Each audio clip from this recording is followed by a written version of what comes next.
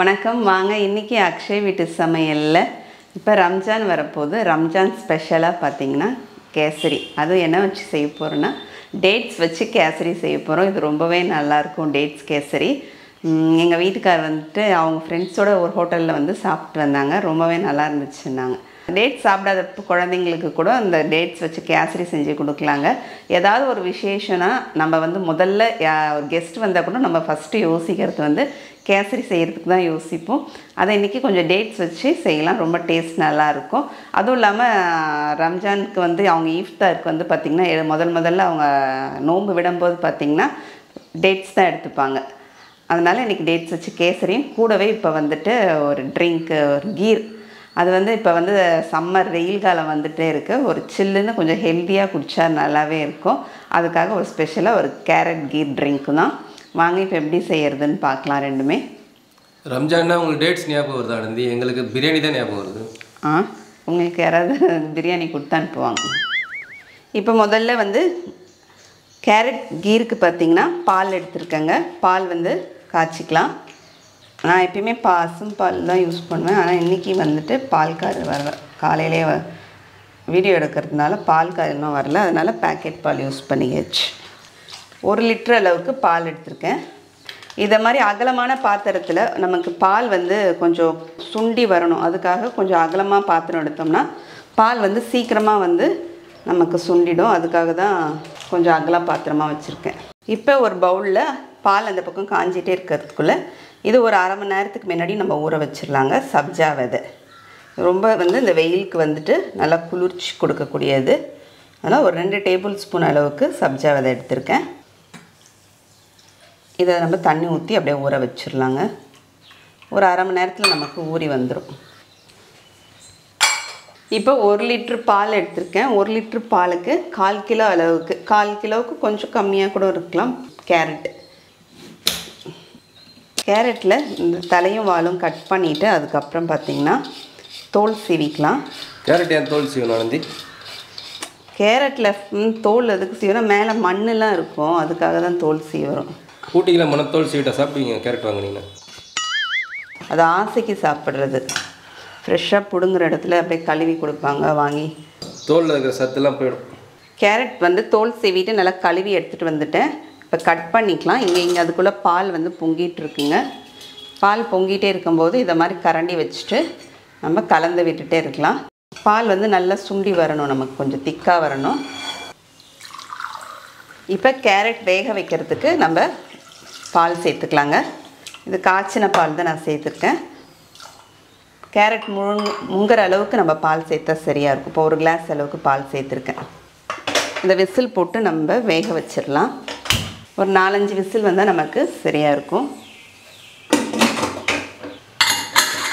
இந்த சைடில் ஆடையெல்லாம் வரும் அப்படியே சைடில் வரும்போது இந்த ஆடையெல்லாம் அப்படியே கரண்டியால் எடுத்து இது பால்குள்ளே விட்டுடலாம் இது பேக்கெட் பாலில் ரொம்ப ஆடை வராது அதே பசும்பாலாக இருந்தால் கொஞ்சம் நிறையாவே வருங்க இப்போ இங்கே பாதாம் வந்து நான் ஊற வச்சுருக்கேன் நான் வந்து நைட்டே ஊற வச்சுட்டேன் பாதாம் நீங்கள் திடீர்னு இப்போ செய்ய போகிறீங்கன்னா சுட தண்ணி ஊற்றி ஊற வச்சுருங்க ஈஸியாக இருக்கும் இப்போ பாதாமை வந்து நம்ம தோல் உரித்து எடுத்துக்கலாம் இப்போ கேரட் ஒரு 5-6 விசில் வந்துடுச்சுங்க இப்போ ப்ரெஷரும் அடங்கிடுச்சு நம்ம திறந்துடலாம் கேரட் வெந்துடுச்சு இப்போ நம்ம ஆற வச்சு எடுத்துகிட்டு வந்துடலாங்க இப்போ நம்ம கேரட் ஆற வச்சு எடுத்துகிட்டு வந்துட்டோங்க ஃபஸ்ட்டு அந்த மிக்ஸி ஜாரில் நம்ம தோல் உரித்து வச்சுருக்க பாதாம் சேர்த்துடலாம் சேர்த்துட்டு யார் தோல் உரிச்சு கொடுத்தா ஆனந்தி நீங்கள் தான் உரிச்சு கொடுத்தீங்க அதனால தான் கேட்குறீங்க இப்போ நம்ம கேரட் வேக வைக்கிறதுக்காக பால் வச்சுருந்தீங்க இல்லைங்களா அந்த பாலையை ஊற்றி ஃபஸ்ட்டு பாதாமை நம்ம அரைச்சி எடுத்துகிட்டு வந்துடலாம் சப்போஸ் பாதாம் இல்லைன்னு நினைக்கிறவங்க முந்திரி வீட்டில் இருக்கும் முந்திரி கூட சேர்த்துக்கலாம் இப்போ இது கூடவே நம்ம கேரட் சேர்த்துக்கலாங்க கேரட் சேர்த்துட்டு இது கூட வேணுன்ற அளவுக்கு பால் ஊற்றி அரைச்சிக்கலாம் நம்ம வேக வச்ச பாலே இருக்கும் அந்த பாலே ஊற்றி அரைச்சிக்கலாம் இப்போ பால் வந்துட்டு நான் கொஞ்சம் திக்கான மாதிரி இருந்துச்சு அதனால் நான் வந்து கேரட் ரெடி ஆகலை அதனால் வந்து ஸ்டவ்வை ஆஃப் பண்ணிட்டேங்க ஆஃப் பண்ணிவிட்டு இப்போ திரும்பி தான் இப்போ ஆன் பண்ணுறேன் இப்போ கேரட்டும் பாதாமும் சேர்த்து நல்லா நல்ல மையை அரைச்சி எடுத்துகிட்டு வந்துடணுங்க நமக்கு வேணும்னா பால் சேர்த்து கொஞ்சமாக அரைச்சிக்கலாம் அரைக்க முடியல ஈஸியாக அரைச்சிடலாம் இப்போ இந்த விழுதை பார்த்திங்கன்னா இப்போ குழந்தைங்களுக்கு 1 வயசு ஆயிடுச்சு, நம்ம கொஞ்சம் ஃபுட்டெல்லாம் கொடுக்க ஆரம்பிச்சிருப்போம். அப்போ வந்துட்டு அந்த குழந்தைங்களுக்கு இதை வந்து ஒரு பவுலில் சேர்த்துட்டு நமக்கு வேணுன்ற அளவுக்கு கொஞ்சமாக பால் சேர்த்து கன்சிஸ்டன்சி பார்த்து குழந்தைங்களுக்கு அப்படியே வாயில் வச்சு அப்படியே தடவி விட்டோம்னா சூப்பராக சாப்பிட்ருவாங்க. குழந்தைங்களுக்கு ரொம்பவே ஹெல்த்தி.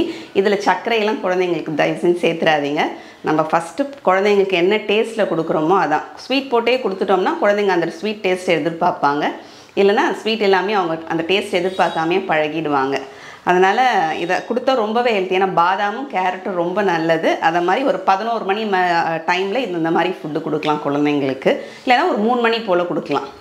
ஒரு நாளைக்கு இதை மாதிரி கொடுங்க, ஒரு நாளைக்கு பீட்ரூட் கொடுங்க. இதை மாதிரி மாற்றி மாற்றி கொடுக்கலாம் நீங்கள் குழந்தைங்களுக்கு. இப்போ இந்த விழுதை நம்ம வந்து இதில் சேர்த்துடலாங்க.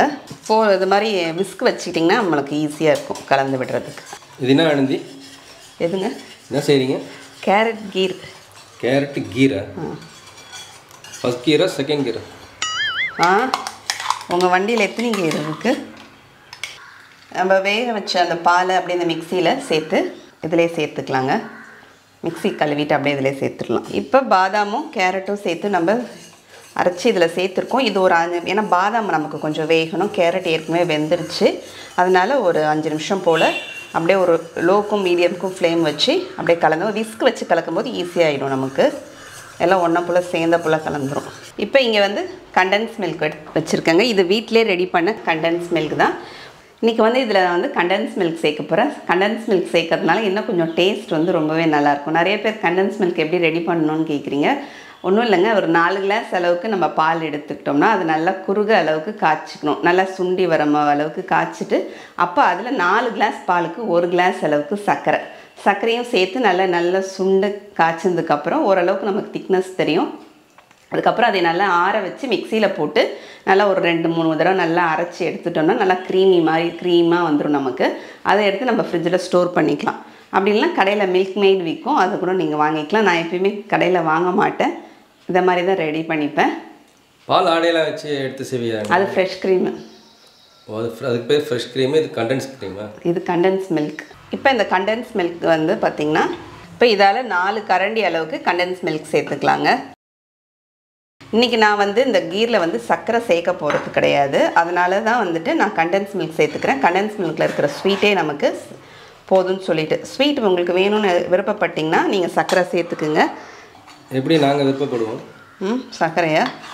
இப்போ நமக்கு கண்டென்ஸ் மில்க் எல்லாம் சேர்த்து இப்போ பாதாமும் நமக்கு சேர்த்து எல்லாம் பாதாம் கேரட்லாம் சேர்த்து ஒரு 5 நிமிஷம் ஆகிட்டு நல்லா இந்த மாதிரி நல்லா கொதித்து நல்லா திக்காக வந்திருக்கு பாருங்கள்.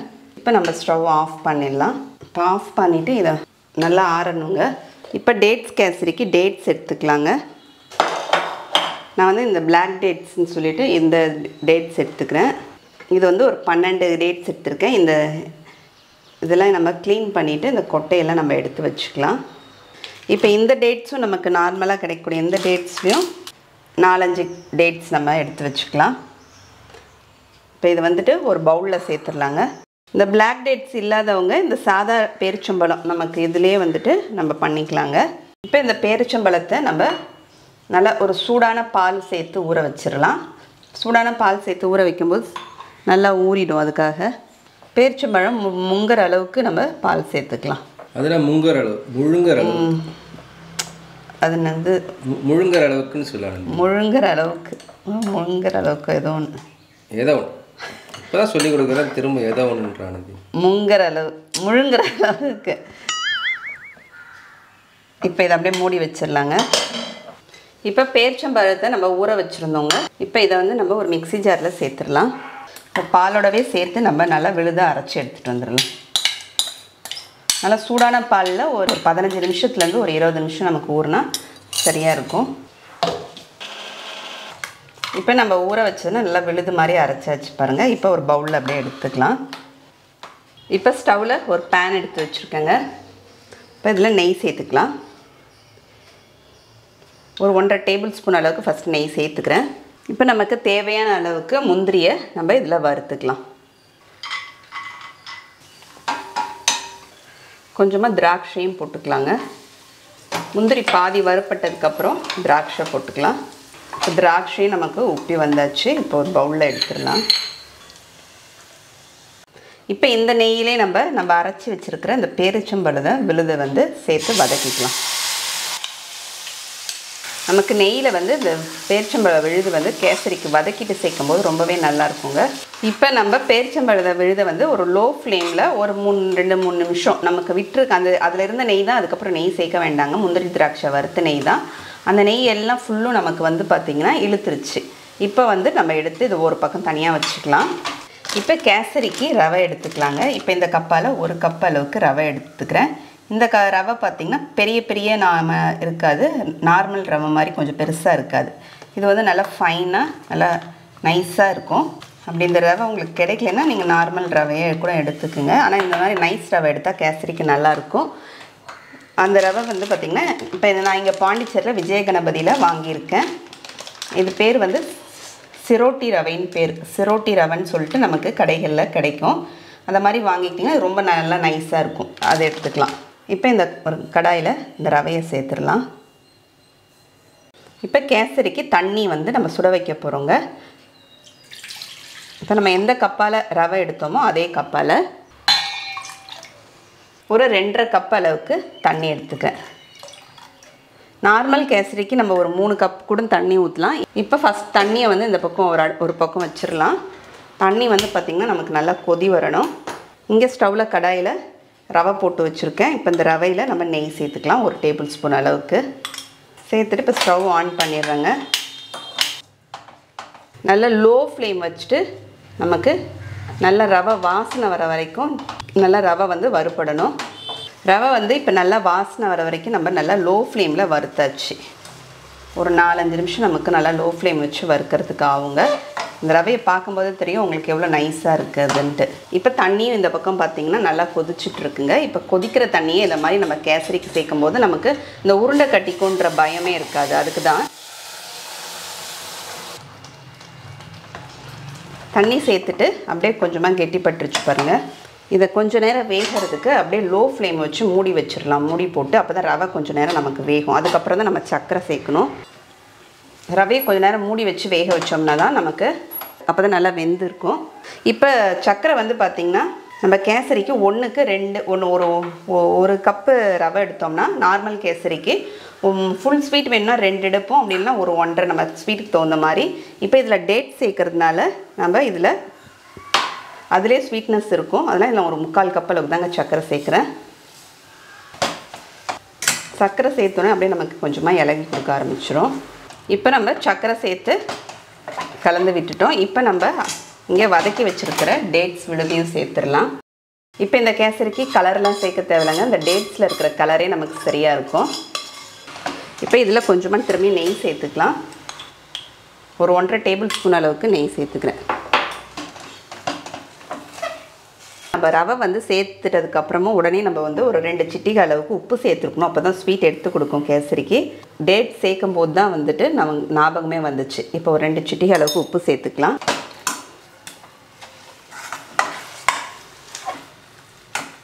இப்போ இதில் ஒரு 1/2 ஸ்பூன் அளவுக்கு ஏலக்காய் தூள் சேர்த்துடலாங்க.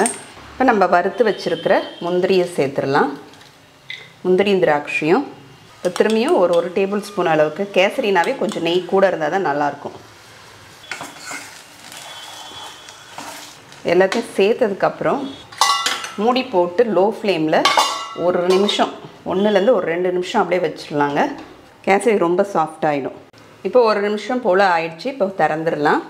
அதை மூடி வச்சதுனால நம்ம விட்ட நெய் வந்து அப்படியே கசிஞ்சு வெளியில் வந்திருக்கும். இப்போ ஸ்டவ் ஆஃப் பண்ணிடுறேங்க. இப்போ நமக்கு டேட்ஸ் கேசரி ரெடி ஆயிடுச்சு. அப்படியே சுட சுட டேட்ஸ் கேசரி அப்படியே வச்சோம்னா வாயில் அப்படியே சூப்பராக அப்படியே உள்ளே போகும். வழன்னு உள்ளே போகும். யாருக்கெல்லாம் நல்லா சுட சுட கேசரி சாப்பிட பிடிக்கும்னு சொல்லுங்கள். எனக்கு ரொம்ப பிடிக்கும். இப்போ நம்ம கேரட் கீ செஞ்சு வச்சுருந்தோம் இல்லைங்களா, அது வந்து இப்போ நல்லா ஆற வச்சு எடுத்துகிட்டு வந்திருக்கோம். இப்போ நம்ம ஊற வச்சுருந்த சப்ஜா விதையும் பாருங்கள் நல்லா ஊறிடுச்சு. இப்போ நம்ம ஊறின சப்ஜா விதையை இதில் சேர்த்துடலாம். சப்ஜா விதையை சேர்த்து அது மிக்ஸ் பண்ணி விட்டுறலாங்க.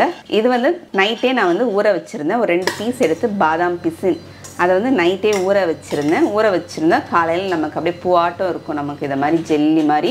இது ரொம்ப உடம்புக்கு வயிற்றுக்கு பார்த்திங்கன்னா அவ்வளோ குளிர்ச்சி. இந்த வெயிலுக்கு இதை எடுத்துக்கலாம். நம்ம ஜிகுதண்டாலாம் யூஸ் பண்ணுவாங்கள்ல, அதுதான். அதையும் நமக்கு தேவையான அளவுக்கு 2லேருந்து ஒரு 3 டேபிள் ஸ்பூன் அளவுக்கு சேர்த்துக்கலாம்.